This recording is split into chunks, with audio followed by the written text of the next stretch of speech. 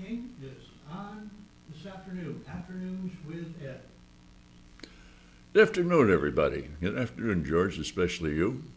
As George remarked, I'm in a good mood this afternoon. I hope I stay that way all the time.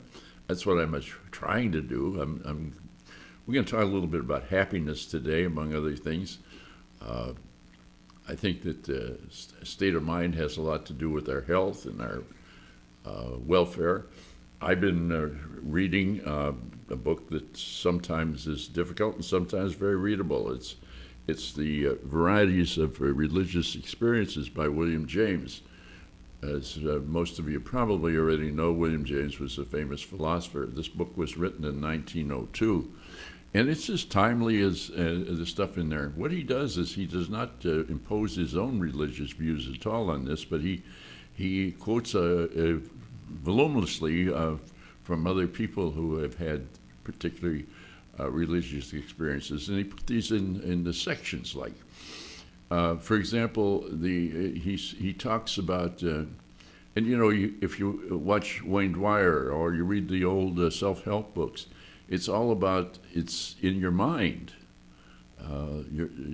where every generates. It's in your mind that whether you're going to feel happy or sad or whatever. Being happy is my chief goal in life is to be happy and try to make some other people happy. I hate to talk. Sometimes I hate to talk about some things because it's little grandiose things that I do that I think help the present world along. I've kind of, in a way, taken a homeless couple under my wing slightly. I've arranged them to get some free lunches at not at my expense, but a group expense. Some free lunches at Denny's, and also I took him. Well, the first thing I did is I gave him a pair of shoes because he didn't have anything but sandals, and I just happened to have an extra pair of shoes in the car. But I gave him a bag of canned goods and stuff today, and I feel good about it. It makes me feel good. I didn't want to get off on that at all, but it does make me happy to think that I'm trying to reach out and help people. If the whole world was like that, do you remember that movie about Pass It Along, I think it was, and the young man comes up with the idea that if you do a random act of kindness and you don't expect anything in return, but the person that receives the act of kindness passes it on by doing a good deed. It was a good movie up till the end, which was horrid, very badly done. But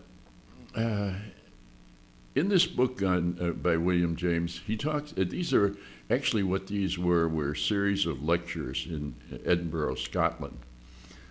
Which is, I can never understand how anybody could possibly live there. I was there, it was either the end of June or the 1st of July, and I was freezing my butt off. It was so damn cold there, it's unbelievable. Now this is the middle of the summer when it's icy cold. It was drizzly, rainy, nasty, raw. I had to wear heavy clothing.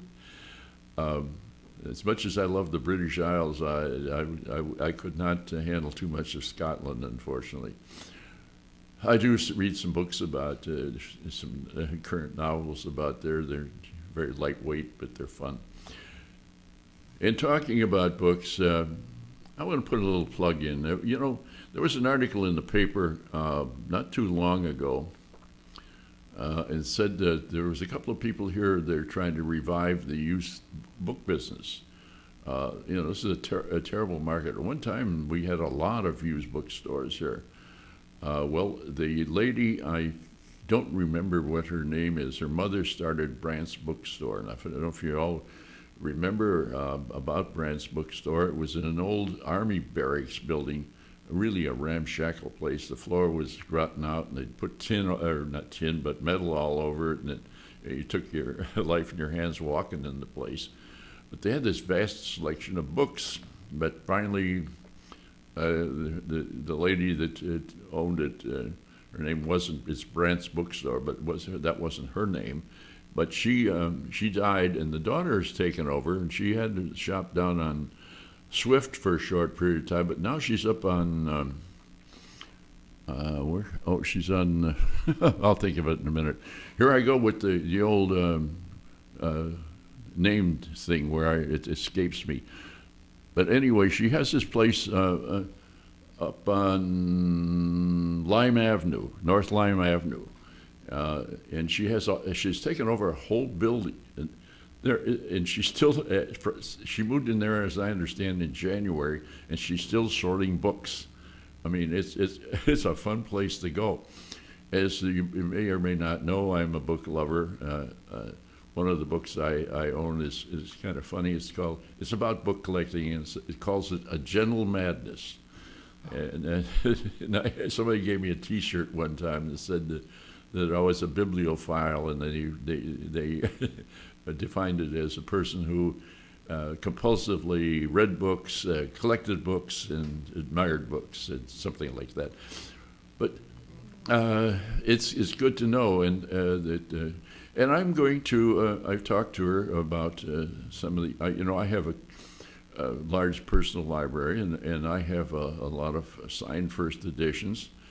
I have a lot of first editions of older books. Not all of them are really good, but I have some inscriptions by some famous people that they gave a book to somebody, and they had a lengthy inscription in. One of the strangest ones, though, is I picked up a book.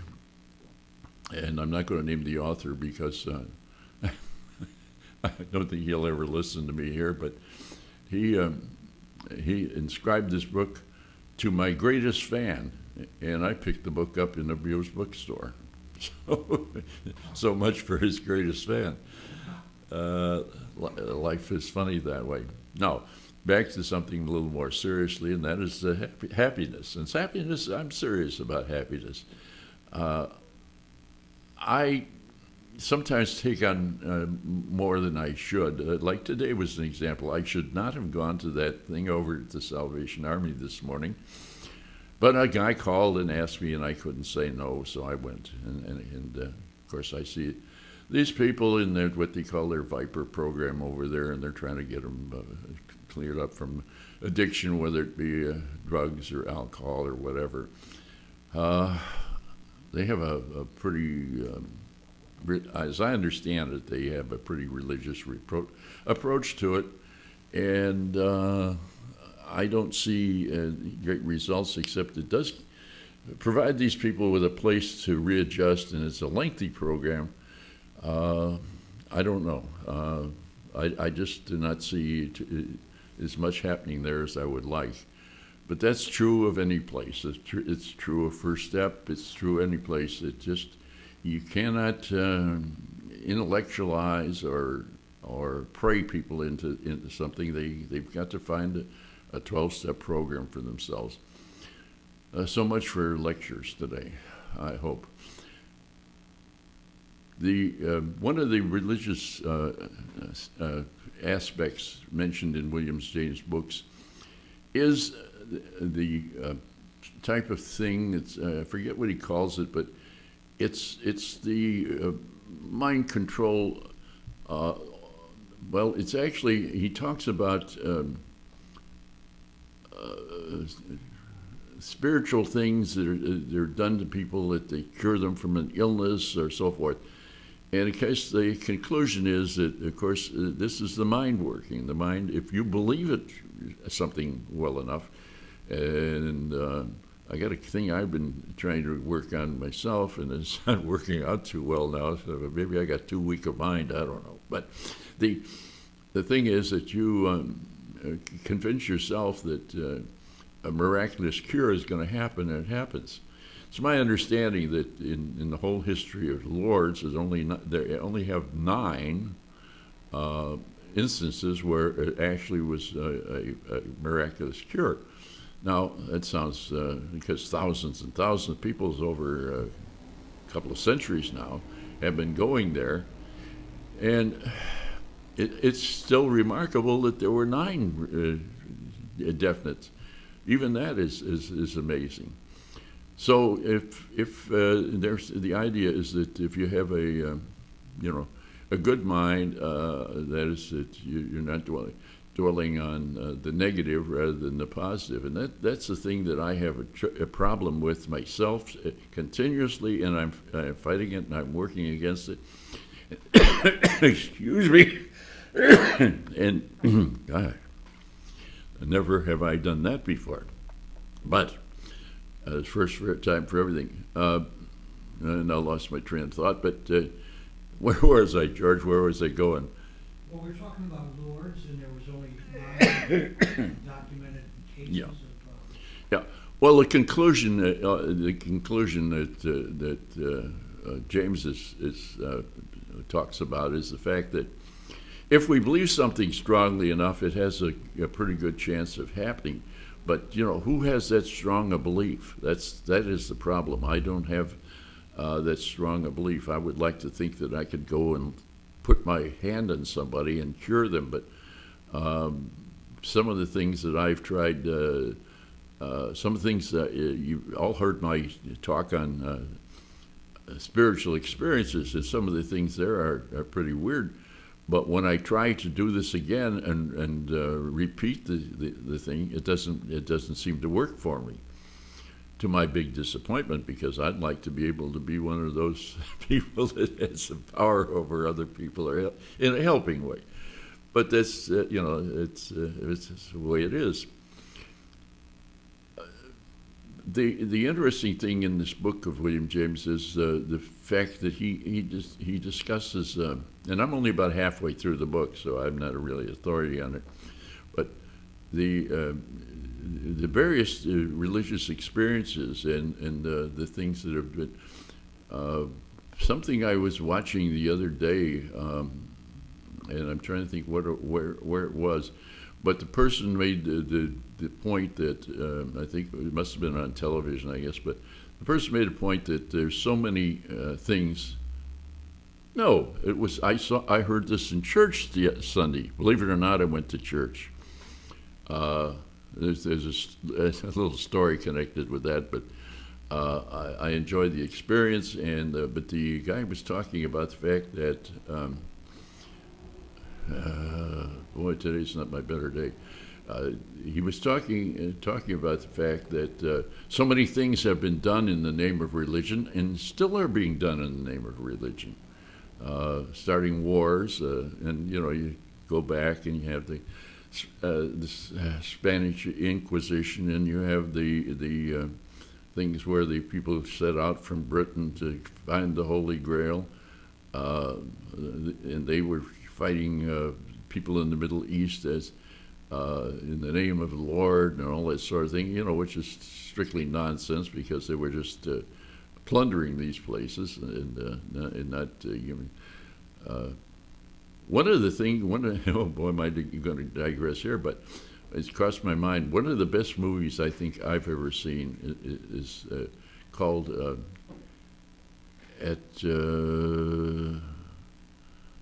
something in the Spirit of the Lord or something. It's about these people that are missionaries, and they go down to the Amazon basin to convert these natives, these Indian tribes that live in that area. And of course, probably the best line in the movie is when the old Italian priest is telling them that this couple, that the best thing they can do with these people is to leave them alone. And of course they don't leave them alone, and what happens is, and this has happened of course previously, especially in Hawaii, for example, and other places where we bring in these diseases that these people are not immune to or not accustomed to, and of course they turn out fatal in a lot of cases.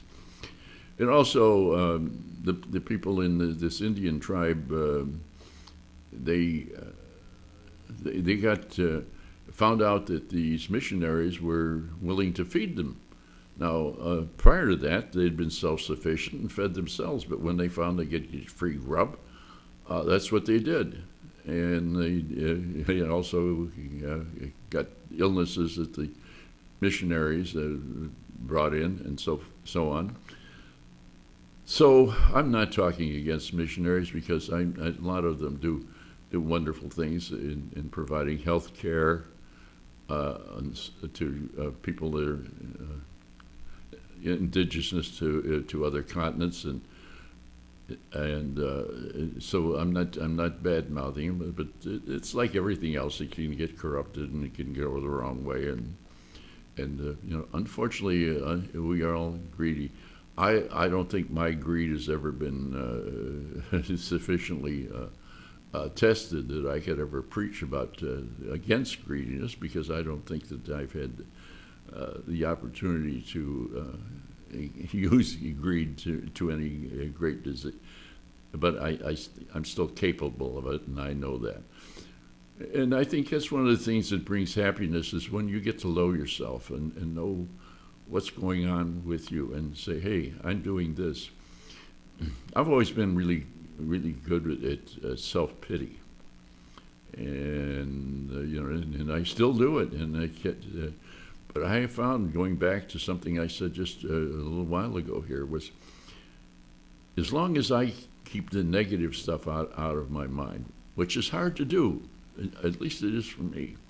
It's hard for me to keep the negative out. For example, I was going to talk about politics here one day, and I decided, no, I can't do that, because that stuff is all negative. I can't. Everything I was going to say was going to be negative. I can't allow negativity to creep into my life.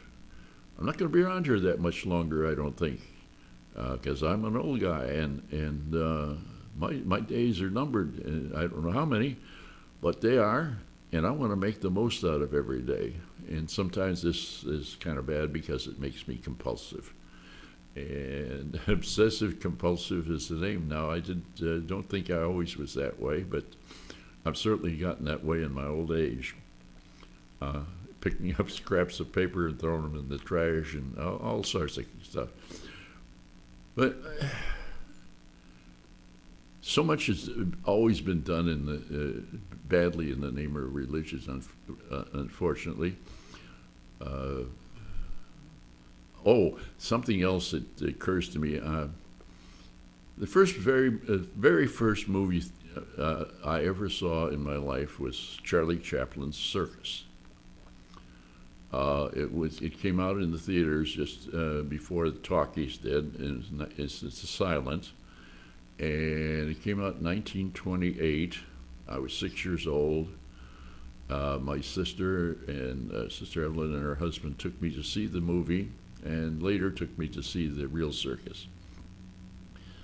I have recently I picked this up on Turner Classic Movies and taped it, or you don't tape anymore, but whatever you do with it, whatever we're doing here. And I've watched that movie twice. Charlie Chaplin was a fantastic individual. Of course, he was persecuted by our people like Martin Dies and the then American Activities Committee and so forth. And Charlie Chaplin was a true genius. You watch this movie and you just cannot believe the guy is so multi-talented. He does a tightrope walking episode with monkeys crawling all over him, and it's for real. Maybe they had a net under there, but they don't show it in the movie. But apparently, the thing was that I just found out was that this scene, which was so difficult, the celluloid that it was on was damaged in some way, and they had to reshoot the whole thing.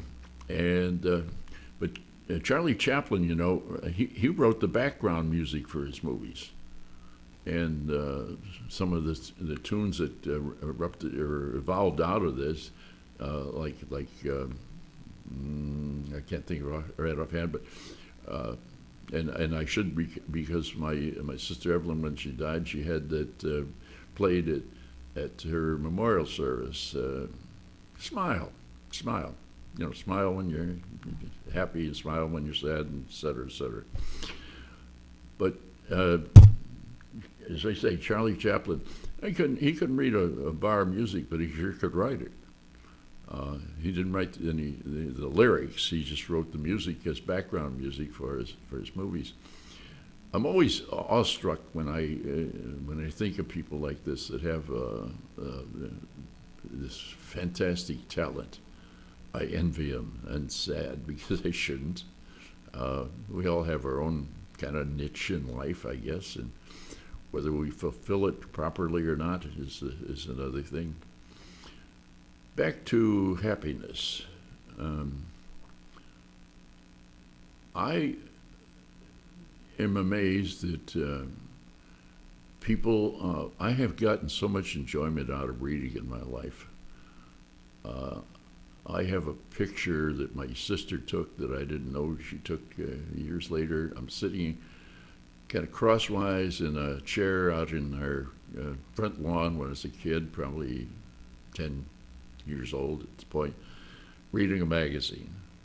And I've always been an avid reader, and I can live vicariously other people's lives and experiences that way. I guess that's why I'm such a fan of movies too, because so many of the movies have been made of great books, like the books made from Dickens' works, like David Copperfield, which is an absolute masterpiece. The casting is fantastic. And incidentally, going back to the circus, an old actor by the name of Jack Oakey plays, not the circus, but this is, I've fast forward to 10 or 11 years when he did the Dictator. And the Dictator was, of course, Adolf Hitler. He plays that part, and he also plays a dual part where he's a poor tailor, a Jewish tailor. Chaplin himself was not Jewish. I always thought he was, but he wasn't. But Charlie was badly maligned by, when we got into this Red Scare stuff, and at one time he was barred from the country because he had never become a naturalized citizen. They forgot the fact that Charlie got up on in front of huge crowds. I've seen this in newsreels. Huge crowds during World War I, and raised millions of dollars for the war effort through bond sales and saving stamps. And they forget, from Shakespeare, the evil men do it lives after him, the good is often tarred with their bones. And I think, unfortunately, in Charlie Chaplin's case, it ended up that he was pretty much exiled to Switzerland. They finally did bring him back and give him an Academy Award. When he was old and decrepit, he was in a wheelchair. And Charlie Chaplin was interesting because he had this thing about young girls, and of course he was. If you study his life, and they made a great movie of it with Downey Jr. as Charlie Chaplin, who I think is one of the finest actors I've ever seen, if not the finest. Because he has a problem with drugs from time to time that derails his career, but he does Charlie Chaplin just fantastically well. And Charlie Chaplin came over here as he's working for a traveling troupe of people that did like secondary stuff in the burlesque houses, I guess. But as I say, it just amazes me that some people have this tremendous thing. It's like Irving Berlin. Irving Berlin could not read a note of music, and they couldn't even transcribe. And they invented a piano where they could transcribe the keys for him. And he probably is one of the greatest songwriters of all times. And his music is good. It's not junk music at all. Well, what you're getting today is a lot of opinion. But they're my opinions, and I cherish them. And getting back to books, as I say, I kind of put the tout in there for Brandt's book up on North Lime Avenue. If you just go in there and look around, and they're gracious in there, uh, they'll let you go in there and spend all the time you want and just look around, and they won't try to sell you anything. It's just a marvelous experience. And I've always loved going into bookstores, especially used bookstores. I've had, as a result of going to some book signings, got a chance to meet a few of the authors, a couple of our local ones, Randy Wayne White, who lives down on Fire Island off the coast of Florida, just outside of Cape Coral, and Carl Hyacin, who's a columnist, a former reporter, and a columnist now with the Miami Herald, and another guy from Boston, I can't think of his name. The Spencer for Hire thing was based on his stories, but he did not write those. He just wrote books about Spencer, the Private Eye. As you can see, I like the mystery genre. I'm finding now, though, that I've been kind of losing interest in that genre, because I find that so many of the books are so full of filler and are so superficial that, and unfortunately they get very dated, especially Dashiell Hammett and I want to talk about Dashiell Hammett. Dashiell Hammett was an interesting guy. He served in the military in World War I. And when he got out, he became a Pinkerton agent. And then he wrote some books.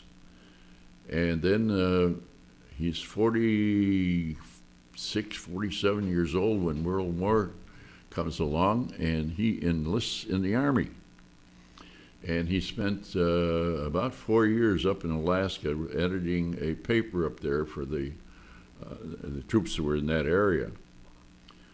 About 1946 or 47, he gets hauled before the un-American people in Congress, and because he refused to answer some of their questions, because actually they were none of their damn business, they threw him in jail for 6 months. This is not my idea of how you reward a guy that voluntarily enlists in the Army when he doesn't have to. It's my understanding that his health wasn't all that great in World War I, and that he could have gotten out of that on a health issue if he'd wanted to. And I guess this is the thing that I'm getting around to here. Boy, I'm all over the globe today, and I love it. I got about 3 more minutes, but I'm going to talk about this big Red Scare that we went through. It seems to me that we always have to be afraid of somebody. Now, the thing right now is we're not afraid of China. And that's a good thing, because they own this country practically. So much of our money is we've borrowed from China, and of course you can hardly pick up a piece of clothing or anything, any electronic that isn't made in China. I'm not saying this is good, bad, or indifferent. It just is. But we're not fighting with them, and we're not worrying about the domino system. I will give you a very brief rant on the fact that I served in World War II, not with any great distinction. I don't want to infer that, but I did serve. And we tried to do a police action in Korea, and I was watching the movie about the famous general Douglas MacArthur, and I had read recently. I loaned me a book about the action in the South Pacific during World War II, and I'm amazed at how inept a general he was. And now, at times he could be brilliant, but other times he just his ego was unbelievable. So now that I've told you some negative stuff, I shouldn't do that. But that's life, and nobody's perfect. I love that line at the end of the movie, Some Like It Hot, where actually Jack Lemmon's explaining to Joey Brown that he can't marry him because he's a man. Joey Brown turns to me and says, "Nobody's perfect, and neither am I. Good afternoon, good luck," as Ed Murrow used to say, and have a happy, happy day for the rest of the day. And I hope maybe I brought a little happiness into your life. Maybe not. Bye now.